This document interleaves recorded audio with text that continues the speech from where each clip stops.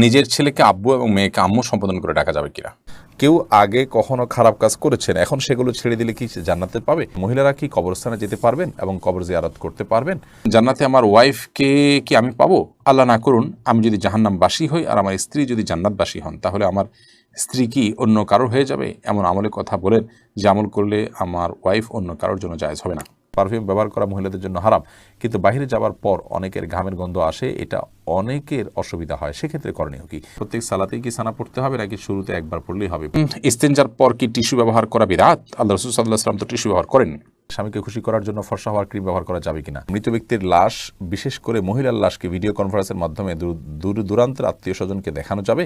ওযু ছাড়া নাপাক অবস্থায় সালাম দিলে কি সওয়াব পাওয়া যাবে? খাওয়ার সময় সালাম দেওয়া যাবে কিনা? নামাজ অবস্থায় ওযু চলে যেতে চায়, এমন অবস্থায় ওযু আটকিয়ে রেখে নামাজ আদায় করা যাবে কি? 4 রাকাত নামাজের বদলে 3 রাকাত পরে সালাম ফিরালে কি করণীয়? এটা পরে মনে পড়েছে। ছোট বাচ্চার প্রসাব গায়ে লাগলে কি নামাজ হবে? অমুসলিমদের সালাম দেওয়া যাবে কিনা? ওযু নষ্ট হয়ে গেলে আবার ওযু করে মোজার উপর মাসা করলে কি হবে? বংশের কেউ যদি সুসাইড করে মারা যায়, তার জন্য পরিবারের এবং বংশের অনেকে জাহান্নামে যাবে, কথাটা কি সত্য? আর যারা সুইসাইড করবে তারা কি কখনো জান্নাতে যেতে পারবে না?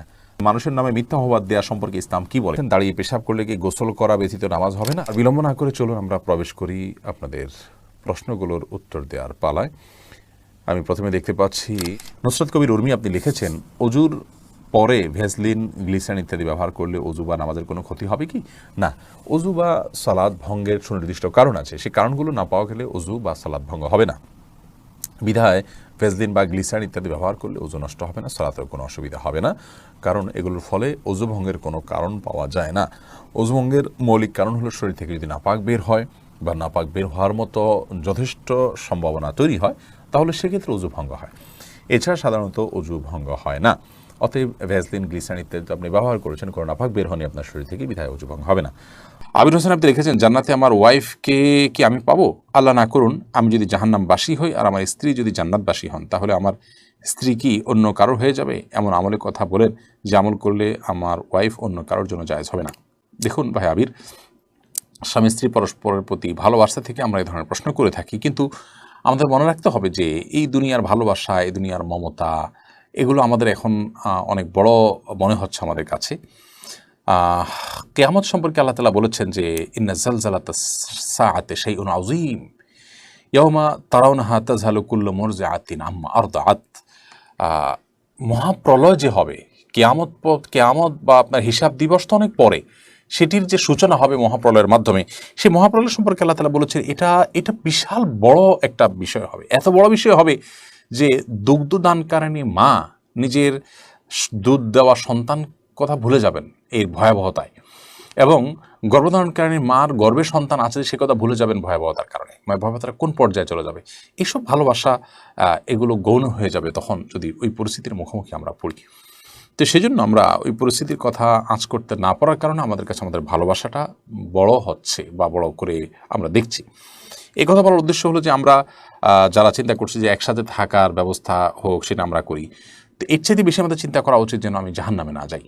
আমার আল্লাহ না করুক জাহান্নামের ফয়সালা যদি হয়, তাহলে সেক্ষেত্রে একসাথে থাকা না থাকা এগুলো আমার মাথায় আসবে না, এগুলোর চেয়ে অনেক বড় বিষয় ঘটে যাবে।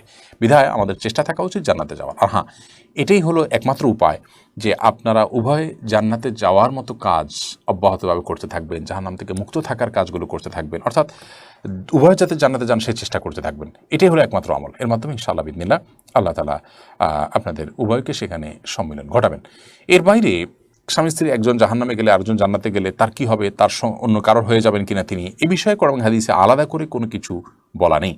এর প্রকৃত স্বরূপ কি হবে সেটা একমাত্র আল্লাহ রাব্বুল আলামিন ভালো জানেন। আলামুল গায়বের বিষয়, অদৃশ্যের জগতের বিষয় কি হবে না হবে আমরা ধারণা করে কোনো কথা বলতে পারি না। তবে আল্লাহ রাব্বুল আলামিন যা ফয়সালা করবেন সেটাই হবে, এবং আমি যদি আল্লাহকে সন্তুষ্ট করে দুনিয়া থেকে যেতে চাই তো আমার চাওয়ার বাইরে কিছু হবে না ইনশাআল্লাহ তাআলা। ছোট বাচ্চার প্রসাব গায়ে লাগলে কি নামাজ হবে? ছোট বাচ্চার, ছোট শিশুর যে পেশাব, সেটাও কিন্তু বড়দের পেশাবের মতো নাপাক। অতএব সেটা যদি গায়ে বা কাপড়ে লাগে, যে জায়গায় লাগে সেটাকে ধুইতে হবে। পার্থক্য এতটুকু, যদি দুগ্ধপোষ্য ছেলে শিশু হয় তাহলে তার পেশাবের ছিটা যেহেতু অনেক বেশি ছড়ায় না কন্যা শিশুর তুলনায়, এজন্য তার পেশাবের উপর পানি ছিটা দিলে সেটা যথেষ্ট হয়ে যাবে। আর কন্যা শিশু যদি হয়, সেটা যেহেতু তার পেশাব যেহেতু একটু ছড়ানোর আশঙ্কা বেশি থাকে, এবং আরও নানা কারণে অনেক কারণ এবং রহস্য আছে যেগুলো আমরা জানি না, তো সেগুলোর ভিত্তিতে কন্যা শিশু হলে, সে দুগ্ধপোষ্য হলেও যে জায়গায় লাগবে তার পেশাব, সেই জায়গাটা কাপড়ের জাস্ট ওই অংশটুকু ধুয়ে নিলে পাক হয়ে যাবে। খোলাসা কথা হলো যে ছোট বাচ্চাদের পেশাব যদি কাপড়ে লাগে কিংবা শরীরে লাগে, সেটা নাপাক হবে, সেটাকে পাক করার চেষ্টা করতে হবে বড়দের পেশাব থেকে যেভাবে পাক করার চেষ্টা করা হয়। তবে হ্যাঁ, দুগ্ধপোষ্য যে দুধের উপরেই টিকে থাকে এরকম ছোট ছেলে শিশু হলে সেক্ষেত্রে পাকের পদ্ধতির ক্ষেত্রে কিছুটা শিথিলতা আছে, পানির ছিটা দিলে পাক হবে। তবে সেক্ষেত্রে ধুয়ে ফেলাটাই হলো সংশয় মুক্ত। বিশেষ করে আপনার অনেক সময় খুঁতখুঁতে স্বভাব থাকে অনেকের মধ্যে সন্দেহ থাকে, মনের প্রশান্তির জন্য পুরোটা ধুয়ে ফেললে সেটা অবশ্যই উত্তম এবং ভালো, কারণ পেশাব থেকে পরিচ্ছন্ন থাকা নির্দেশনা হাদিসে রয়েছে। সুলতানা রাজিয়া আপনি লিখেছেন, মহিলারা কি কবরস্থানে যেতে পারবেন এবং কবর জিয়ারত করতে পারবেন? মহিলারা কবরস্থানে যেতে পারবেন কি পারবেন না, এ বিষয়ে ফোকাহে একরামের মধ্যে একাধিক মত রয়েছে। অনেক ফোকাহে একরাম তথা জমহুর, বেশিরভাগ ফোকাহে একরামের মতে মেয়েরা কবরস্থানে যাবেন না, শুধু পুরুষরা কবরস্থানে যাবেন। জমহুর ফোকাহে একরামের দলিল হলো নবী করিম সাল্লাল্লাহু সাল্লামের সে হাদিস, যে হাদিসে বর্ণিত হয়েছে যে আন্না রাসূলুল্লাহ সাল্লাল্লাহু সাল্লাম লানা জাওয়ারাতুল কুবুর, ওই সমস্ত মেয়েদের প্রতি আল্লাহ তাআলা লানত বর্ষিত হয়, তারা কবর জিয়ারত করতেই থাকে। তিরমিজিতে হাদিসটি বর্ণিত হয়েছে। তো এই হাদিসের আলোকে মহিলাদেরকে কবর জিয়ারত করাটা ব্যাপারে জমহুর বা সংখ্যাগরিষ্ঠ ফোকাহে একরাম নিরুৎসাহিত করেছেন এবং মাকরুহ বলেছেন। এর আরও নানা কারণ তারা উল্লেখ করে থাকেন, যে তারা অনেক বেশি আবেগপ্রবণ হয়ে থাকেন, সেখানে ভেঙে পড়বেন, এবং তুলনামূলকভাবে পুরুষদের চাইতে আবেগপ্রবণ হওয়ার কারণে সেখানে অনভিপ্রেত কোনো পরিস্থিতির তৈরি হতে পারে। তাছাড়া কবরস্থানে গ্যাদারিং থাকে পুরুষদের অনেক বেশি, সেখানে তারা গেলে তাদের প্রাইভেসি লঙ্ঘন হতে পারে। এই জাতীয় আরও অনেক কারণের ভিত্তিতে মহিলাদের কবর জিয়ারতের ব্যাপারে জমহুর বা সংখ্যাগরিষ্ঠ উলামারা নিরুৎসাহিত করেন। ফোকাহে আহনাফ এর বিশুদ্ধ মত অনুযায়ী, ফতোয়া অনুযায়ী মেয়েরা কবর জিয়ারত করতে পারবে। পুরুষদের জন্য কবর জিয়ারত করা মুস্তাহাব, মেয়েদের জন্য কবর জিয়ারত করাটাকেও তারা মুস্তাহাব বলেন। এবং যে হাদিসে কবর জিয়ারতকারী নারীদের প্রতি লানত এবং অভিশাপের কথা বর্ণিত আছে, তার জবাবে তারা বলেন যে সেখানে আসলে হাদিসের ভাষ্যটা হলো জাওয়ারাতুল কুবুর, অর্থাৎ যারা কবরস্থান জিয়ারত করতেই থাকে, ওখানে পড়ে থাকে অনেক বেশি, তাদের প্রতি এই ভৎসনা এসেছে। কিন্তু মাঝে মধ্যে কবর জিয়ারতকারী যারা, তাদের জন্য এটি প্রযোজ্য নয়। অতএব কোনো নারী যদি নিজেকে নিয়ন্ত্রণ করতে পারেন, সেখানে গিয়ে তিনি ভেঙে পড়বেন না, কোনো অনভিপ্রেত পরিবেশ তৈরি হবে না, এরকমটি তিনি নিশ্চিত করতে পারেন, নিজের প্রতি সে আস্থা থাকে, তাহলে সেক্ষেত্রে তিনি সেটি করতে পারেন এবং কবর জিয়ারত করাতে অসুবিধা হবে না ইনশাআল্লাহ বিইذনিল্লাহ। এরপর আশিক রহমান আপনি লিখেছেন, মৃত ব্যক্তির লাশ, বিশেষ করে মহিলার লাশকে ভিডিও কনফারেন্সের মাধ্যমে দূর দূরান্তের আত্মীয় স্বজনকে দেখানো যাবে? মৃত ব্যক্তির লাশ যদি নিজের কোনো আত্মীয় স্বজনকে দেখান দূরের, আর মৃত ব্যক্তি মহিলা হয়, যাকে দেখাচ্ছেন তিনি যদি তার মাহারাম হয়, তাহলে দেখালে গুনাহ হবে না। তবে সেটাকে ভিডিও করে রাখা, ছবি তুলে রাখা অবশ্যই অনুচিত কাজ, কারণ মৃত্যুর পর মানুষের আকৃতিতে অনেক সময় পরিবর্তন হয়, কিছুটা বিকৃতি ঘটে থাকে।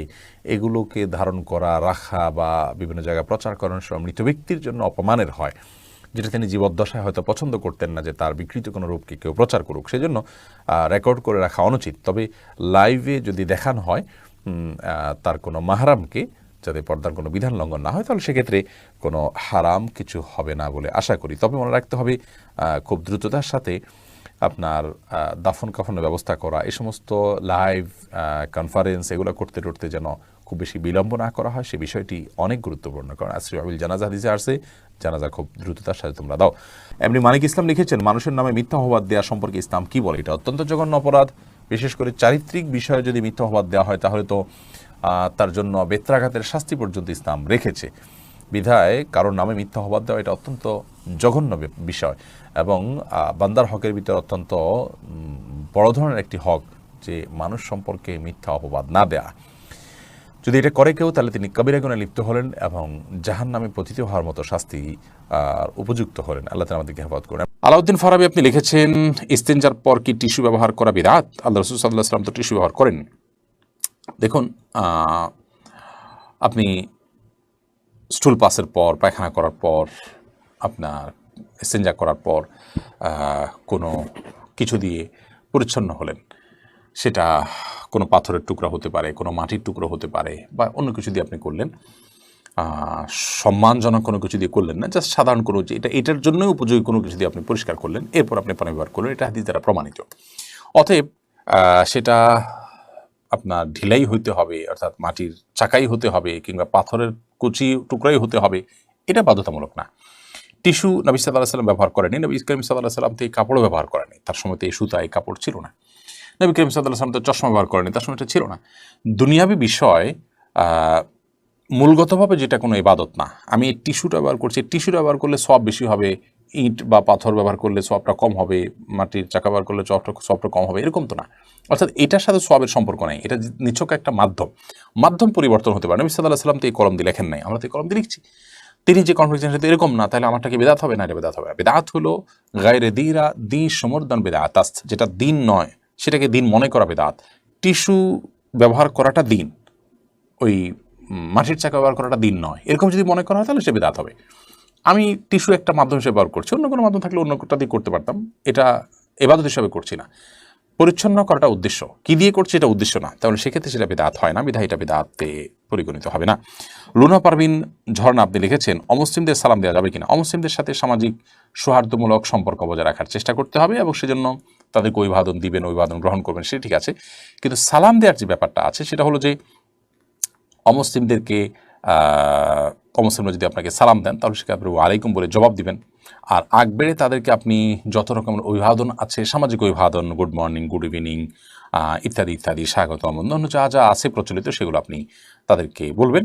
কিন্তু সালাম যেটা আল্লাহ তাআলার গুণবাচক নাম, সেটা তাদেরকে নিবেদন করবেন না, কারণ তারা আল্লাহতে বিশ্বাস রাখেন না। তাছাড়া আপনি সালামের মাধ্যমে যে আল্লাহ তাআলার কাছে শান্তি কামনা করছেন, সে আল্লাহ তো তিনি নিজে বিশ্বাসই করেন না, তিনি যা বিশ্বাস করেন না সেটা তার উপরে আরোপ করে দেওয়া, এটা কখনো ন্যায্যতা হতে পারে না। সেজন্য সালাম আকবরি নয়, বরং তারা যদি সালাম দেন তাহলে আপনি ওয়ালাইকুম বলে জবাব দিবেন। আর এছাড়া সামাজিক সৌহার্দ্যপূর্ণ যে কোনো অভিবাদন, সাধারণ অভিবাদনগুলো তাদের সাথে বিনিময় করা যেতে পারে। এরপরে মোহাম্মদ আরাদ আবদুল্লাহ আপনি জানতে চেয়েছেন, দাঁড়িয়ে পেশাব করলে কি গোসল করা ব্যতীত নামাজ হবে না? না, দাঁড়িয়ে পেশাব করলে যে গোসল করতে হবে এমনটি বাধ্যতামূলক নয়, বরং দাঁড়িয়ে পেশাব করার পরও আপনি গোসল ছাড়া নামাজ আদায় করতে পারেন। দাঁড়িয়ে পেশাব করতে গেলে যদি আপনার শরীরে কোথাও ছিটে ফোঁটা লাগে বা পেশাব লেগে যায়, সেই জায়গাটা আপনি ধুয়ে ফেলবেন, ধুয়ে আপনি সালাত আদায় করতে পারবেন। আর দাঁড়িয়ে পেশাব করাটা অনুচিত, অনুত্তম, ভালো নয়, মাকরুহ কাজ। নবী করিম সাল্লাল্লাহু আলাইহি ওয়াসাল্লাম সচরাচর দাঁড়িয়ে পেশাব করতেন না। এরপরে আরফাতুন নাহার মুন্নি আপনি লিখেছেন, বংশের কেউ যদি সুসাইড করে মারা যায় তার জন্য পরিবারের এবং বংশের অনেকে জাহান্নামে যাবে, কথাটা কি সত্য? আর যারা সুইসাইড করবে তারা কি কখনো জান্নাতে যেতে পারবে না? অবশ্যই পারবে, যদি আল্লাহ তাআলা তাদেরকে মাফ করেন। তবে সুইসাইড করাটা গুনাহ, কবিরা গুনাহ, অপরাধ কর্ম করতে করতে মারা গেলেন, এই বিষয়টি অত্যন্ত জঘন্য এবং গর্হিত, আল্লাহ চাইলে তাকে মাফ করতে পারেন। আর কেউ সুইসাইড করে মারা গেলে তার পরিবারে কেউ জান্নাতে যাবে না, সবাই জাহান্নামে যাবে, এটি একেবারেই অনর্থক কথা। কারণ আল্লাহ তাআলা কোরআনে কারীমে বলেছেন, ওয়া আল্লা তাজিরু ওয়াজিরাতুন ভিজরা উখরা, একজনের পাপের বোঝা অন্যজন কখনো বহন করবে না, আল্লাহ তাআলা এটি কাউকে চাপিয়ে দেন না, বিধায় এই কথা সত্য নয়। ওমর ফারুক আপনি লিখেছেন, অজু নষ্ট হয়ে গেলে আবার অজু করে মোজার উপর মাসা করলে কি হবে? অজু যদি নষ্ট হয়ে যায়, নতুন করে অজু করেছেন, পরিপূর্ণ অজু করেছেন, সে অজুতে পাও ধুয়েছেন, এরপরে আপনি যদি মোজা পরেন, সে মোজার উপরে আপনার বাসাবাড়িতে থাকলে 24 ঘন্টা পর্যন্ত যতবার অজু করবেন, আর মোজা না খুলে পাও ধোয়ার পরিবর্তে মোজার উপরে এভাবে ভেজা হাত টেনে দিয়ে মাসা করলে চলবে। শর্ত হলো মোজা চামড়ার হতে হবে, অথবা এমন কাপড়ের মোজা হতে হবে যেটা অত্যন্ত শক্ত, অত্যন্ত মজবুত। এমন না হয় যে মাসা করলেন আর ভিতরে ভিজে গেল, কিংবা মোজা পরলেন তো আপনার চামড়া দেখা গেল এত পাতলা বা খুব বেশি ঠুনকো, বরং খুব মজবুত ধরনের কাপড়ের মোজা যদি হয়, যেটা পরে দীর্ঘ পথ হেঁটে যাওয়া যায়, এরকম মোজার উপরে মাসা করা জায়েজ হবে। এস এ হাবিব, আপনার প্রশ্নটি আপনি লিখেছেন, নিজের ছেলেকে আব্বু এবং মেয়েকে আম্মু সম্বোধন করে ডাকা যাবে কিনা? স্নেহের জায়গা থেকে বা মমতা করে তাদেরকে আব্বু বা আম্মু ডাকতে কোনো অসুবিধা নেই। এটা রূপকার্থে আব্বু আম্মু ডাকা হয়। আব্বু আম্মু ডাকার মানে এই না যে আমার কাগজে কলমে জন্মদাতা পিতা বা মাতা হিসেবে তাদেরকে ঘোষণা দিলাম, এরকম তো আর কেউ করে না। অতএব স্নেহের বশে তাদেরকে আব্বু কিংবা আম্মু ডাকাতে কোনো সমস্যা নেই। সুমন আহমেদ আপনি লিখেছেন, 4 রাকাত নামাজের বদলে 3 রাকাত পরে সালাম ফিরালে কি করণীয়? এটা পরে মনে পড়েছে। ফরজ নামাজ যদি 4 রাকাত যায়, 3 রাকাত সালাম ফিরে ফেলান, তৎক্ষণাৎ মনে পড়লে তো আরেক রাকাত পড়ে শেষে তাসাহুদ নামাজ হয়ে যাবে, কিন্তু আপনি উঠে চলে গেছেন, অন্য কাজ টাজ করছেন, তারপরে মনে পড়েছে, তাহলে আবার আপনাকে সে সালাত আদায় করতে হবে। এরপরে আব্দুল মা এই আইডি থেকে আপনি লিখেছেন, মাথার চুল কি কালার করা সম্পর্কে ইসলামের শরীয়ত কি বলে? মাথার চুল কালার করতে পারেন, বিশেষ করে সাদা যখন হয়ে যায় তখন নবী করিম সাল্লাল্লাহু আলাইহি ওয়াসাল্লাম এর হাদিস অনুযায়ী এটাকে কালার করাটাই হলো উচিত এবং সুন্নাহ। তিনি বলেছেন, ইহুদিরা সাদা চুল রাখে, তোমরা এটাকে কালার করবে, ওয়াজান্নিবুস সাওয়াদ, তবে তোমরা কালো কালার থেকে বিরত থাকবে। অতএব মেহেদি বা এই জাতীয় কোনো ন্যাচারাল কোনো কিছু যদি আপনি কালার করতে পারেন সেটা সুন্নাহ। নাইমা সুলতানা আপনি লিখেছেন, অজু করার পর সাবান ব্যবহার করলে অজু হয় কিনা? অজু হবে, কোনো অসুবিধা নেই, সাবানের ব্যবহার করলে অজু ভঙ্গের কোনো কারণ হয় না। শেখ আফরোজা নিজম আপনি লিখেছেন, কেউ আগে কখনো খারাপ কাজ করেছেন, এখন সেগুলো ছেড়ে দিলে কি জান্নাতে পাবে? অবশ্যই সেগুলো ছেড়ে দিয়ে সেগুলোর জন্য যদি আল্লাহর কাছে মাপ চান, তওবা করেন, ইনশাআল্লাহ বিদিনিল্লাহ আপনি তার মধ্যে দিয়ে তিনি জান্নাতে যেতে পারেন। হারুন রশিদ লিখেছেন, বিবাহের পূর্বে উভয়ের সম্মতিতে শারীরিক সম্পর্কের বিধান কি? বিবাহের পূর্বে যদি উভয়ের সম্মতিতে শারীরিক সম্পর্ক করেন তবুও সেটি হারাম হবে, গুনাহ হবে। বিবাহের কথা পাকাপাকি হোক অথবা বিবাহের ওয়াদা একে অন্য থেকে হোক কিংবা না হোক, সর্বাবস্থায় বিবাহ বহির্ভূত শারীরিক সম্পর্ককে বা সব ধরনের নারী পুরুষের বেগার নারী পুরুষের সম্পর্ককে ইসলাম পরিপূর্ণ হারাম করেছে। এটি জেনা, এবং এই জেনা জাহান্নামে পতিত হওয়ার মতো একটি শাস্তি, কবিরা গুনাহ একটি শাস্তি। মেরাজে নবী করিম সাল্লাল্লাহু আলাইহি ওয়াসাল্লাম যে অপরাধগুলোর শাস্তি দেখানো হয়েছে সেরকম একটি অপরাধ হলো জেনা। বিধায় আল্লাহ তাআলা আমাদেরকে মাফ করুক, বৈবাহিক সম্পর্ক ছাড়া এটি জায়েজ নয়, হারাম। শাহিন আলম লিখেছেন, পারফিউম ব্যবহার করা বৈধ হবে কি? পারফিউম ব্যবহার করা বৈধ। পারফিউমে যে অ্যালকোহল আছে সেই অ্যালকোহলের কারণে অনেক ওলামা ইকরাম নাজায়েজ বলেন, তবে অ্যালকোহল ছাড়া অনেক পারফিউম আছে সেগুলো তো অবশ্যই জায়েজ হবে। আর অ্যালকোহল থাকলেও নাজায়েজ হবে যে সেটি নিশ্চিত নয়, অনেকের মতে নাজায়েজ হবে, অনেকের মতে জায়েজ হবে, কারণ অ্যালকোহল পান করা হারাম হলেও সেটি কাপড় চোপড় লাগলে যে নাপাক হয়ে যাবে ব্যাপারটি সেরকম নয়। এটা নিয়ে যথেষ্ট মতপার্থক্য আছে। সবচেয়ে ভালো হয় অ্যালকোহল ছাড়া অনেক পারফিউম বাইরে হচ্ছে সেগুলো ব্যবহার করা, কিংবা আপনার আতর ব্যবহার করা। আমি ব্যক্তিগতভাবে অ্যালকোহল সহ পারফিউম ব্যবহার করাটাকে জায়েজ মনে করি। অ্যাঞ্জেল রুমি আপনি লিখেছেন, চোখে কাজল বা আইলাইনার ব্যবহার করে নামাজ পড়লে নামাজ হবে কিনা? নামাজ হয়ে যাবে। এমনি সাকিব মাতব্বর লিখেছেন, নামাজ অবস্থায় অজু চলে যেতে চায়, এমত অবস্থায় অজু আটকিয়ে রেখে নামাজ আদায় করা যাবে কি? অবশ্যই আটকিয়ে রেখে আদায় করা যাবে, তবে স্বাভাবিক অবস্থায় অজু আটকিয়ে রেখে তারপরে ওই অজু দিয়ে নামাজ পড়া উচিত নয়। তবে নামাজের মধ্যে যদি আপনার অজু ভাঙার বা পেশাব পায়খানার বেগ হয়, তাহলে সে বা বায়ু নির্গত হওয়ার বেগ হয়, তাহলে সেটাকে আটকিয়ে রেখে সালাত কমপ্লিট করা যেতে পারে, যেহেতু সালাত কমপ্লিট করা আল্লাহর কর্তৃক নির্দেশিত। লাতুতুল্লাহ আমারকুম আল্লাহ বলেছেন। বাশিরা খাতুন লিখেছেন, প্রত্যেক সালাতেই কি সানা পড়তে হবে নাকি শুরুতে একবার পড়লেই হবে? প্রত্যেক রাকাতে নয়, প্রত্যেক সালাতের শুরুতে প্রথম রাকাতে আপনি সানা পড়বেন। দোয়া ইস্তেফতা বলা হয় এটাকে, সালাত শুরুর দোয়া। আয়েশা আক্তার দারুদ্দোলান আপনি লিখেছেন, পারফিউম ব্যবহার করা মহিলাদের জন্য হারাম, কিন্তু বাইরে যাওয়ার পর অনেকের ঘামের গন্ধ আসে, এটা অনেকের অসুবিধা হয়, সেক্ষেত্রে করণীয় কি? তাহলে সেক্ষেত্রে ঘামের গন্ধ যাতে না আসে সেই পরিমাণ হালকা, যেটা দূরের অন্য কোনো মানুষের নাক পর্যন্ত যায় না, জাস্ট দুর্গন্ধ দূর করতে পারে, এইটুকু আপনি ব্যবহার করবেন। দিলেরিয়া আরিফ আপনি লিখেছেন, স্বামী যদি স্ত্রীকে লক্ষ্মী বলে ডাকে এতে কি গুনাহ হবে? না, এতে গুনাহ হবে না। তবে লক্ষ্মী এটা হিন্দুদের দেবতার নাম হওয়ার কারণে এইভাবে এটাতে না ডেকে এটা বোঝায় এরকম অন্য কোনো কিছুতে ডাকা ভালো। তাছাড়া কারোর প্রতি ভালো লক্ষণ আছে এসবগুলোর ভিত্তিতে অনেক সময় লক্ষ্মী বলা হয়। তো এই সমস্ত দৃষ্টিকোণ থেকে লক্ষ্মী বলা জায়েজ নয়। এমনিতেই আপনার আদর করে কেউ লক্ষ্মী বলে ফেললো, ওইরকম কোনো দৃষ্টিভঙ্গি তার নাই বা মাথায়ও তার সেটি নাই, তাহলে সেক্ষেত্রে তিনি গুনাহগার হবেন, ব্যাপারটি সেরকম নয়। তবে যে শব্দের ব্যবহার ভিন্ন ধর্মী মানুষরা বিভিন্ন বিশ্বাস থেকে করে থাকে, সেটার বিকল্প শব্দ থাকলে আমরা সেটি ব্যবহার করা অবশ্যই ভালো। ইসরাজান আপনি লিখেছেন, স্বামীকে খুশি করার জন্য ফর্সা হওয়ার ক্রিম ব্যবহার করা যাবে কিনা? ফর্সা হওয়ার ক্রিম সম্পর্কে আগে আমরা বলেছি, এটা থেকে আদতেই কি পরিপূর্ণ মানুষের রং চেঞ্জ হয়ে যায় কিনা? যদি পূর্ণ রং চেঞ্জ হয়ে মানুষের আকৃতি পরিবর্তন হয়ে যায় তাহলে সেটা তো জায়েজ নয়। আর হালকা একটু ফর্সা দেখায় এরকম যদি হয় তাহলে সেটা করা যেতে পারে। আব্দুল্লাহ মামুন আপনি লিখেছেন, কেউ হারাম টাকা দিয়ে ঘর তৈরি করলে সেই ঘর থেকে যে ভাড়া আসে এটাকে হারাম হবে? হারাম টাকা দিয়ে যদি ঘর তৈরি করেন, টাকাটার মালিক যদি আরেকজন হয় তাহলে তার ভাড়াটাও তো অবশ্যই হারাম হবে, জায়েজ হবে না। হোসেন স্বপন আপনি লিখেছেন ওযু ছাড়া নাপাক অবস্থায় সালাম দিলে কি সওয়াব পাওয়া যাবে? যাবে, কোনো অসুবিধা নেই, নাপাক অবস্থায় সালাম দেওয়া যায়। এমনি শামসুল ইসলাম তুহিন লিখেছেন আমি কিছু টাকা রাস্তায় পেয়েছি, আমি চেষ্টা করা সত্ত্বেও মালিক খুঁজে পাইনি, এখন আমি টাকাটা কী করব? কোনো গরিবকে দান করে দিবেন? নিজে গরিব হলে আপনি খেতে পারেন, তবে মালিক খুঁজে পাওয়ার জন্য আপ্রাণ চেষ্টা আপনার করতে হবে। যদি টাকাটা উল্লেখযোগ্য হয়, আর যদি অনেক অল্প স্বল্প হয়, তাহলে এটার জন্য খুব বেশি আপ্রাণ চেষ্টা না করে আপনি গরিব দুঃখীকে দান করে দিতে পারেন। মারিয়াম মেমো আপনি লিখেছেন স্বামীর জন্য বা নিজের জন্য মুখে কৃত্রিম তিল বসানো যাবে কি? পরপুরুষ না দেখলেও কি গুনাহ হবে? আল্লাহ সৃষ্টিতে পরিবর্তন করা যায় না, লা তাবদীলা লিখালকিল্লাহ। এই জন্য এই ধরনের তিল, কৃত্রিম তিল স্থাপন, এটা নিজের রূপকে অনেকটা পরিবর্তন করার শামিল, সেই জন্য এটি জায়েজ হবে না। সবজল হোসেন এই আইডি থেকে আপনি লিখেছেন সহবাসের সময় শরীরে যে কাপড় থাকে সেটা পরে নামাজ হবে কিনা? যদি সেখানে কোনো নাপাক না লাগে, ওইটা পরে নামাজ পড়ে নামাজ হবে। যদি আপনি এটাকে আলতোভাবে এমনভাবে রাখেন যে সেখানে কোনো নাপাক লাগলো না, তাতে কোনো অসুবিধা নেই, নামাজ হয়ে যাবে। সোহানুর রহমান শিহাব আপনি লিখেছেন খাওয়ার সময় সালাম দেওয়া যাবে কিনা? খাওয়ার সময় সালাম দেওয়া নেওয়াতে মৌলিকভাবে কোনো অসুবিধা নেই, যদি ডিস্টার্ব ফিল না করেন যাকে সালাম দিয়েছেন তিনি, তাহলে সেক্ষেত্রে খাওয়ার ফাঁকে ফাঁকে আমরা কথা বললে সেটা যেরকম নাজায়েজ নয়, ঠিক সালাম আদান প্রদান করলে সেটা নাজায়েজ নয়। আমরা অনেকে মনে করি খাওয়া আর ইবাদত করা সমান, খাওয়া আর নামাজ পড়া সমান, এরকম অনেক মুখরোচক কথা বা অনেক বলি আমরা শুনতে পাই, এগুলোর কোনো ভিত্তি নেই। নামাজ এরকম কথা বলা যায় না, সালাম দেওয়া যায় না, খাওয়ার সময় এরকম কথা বলা যাবে না, বোবার মতো বসে খেতে হবে এবং সালাম দেওয়া যাবে না, এরকমটি আমরা অনেকে মনে করি, এটা সঠিক নয়।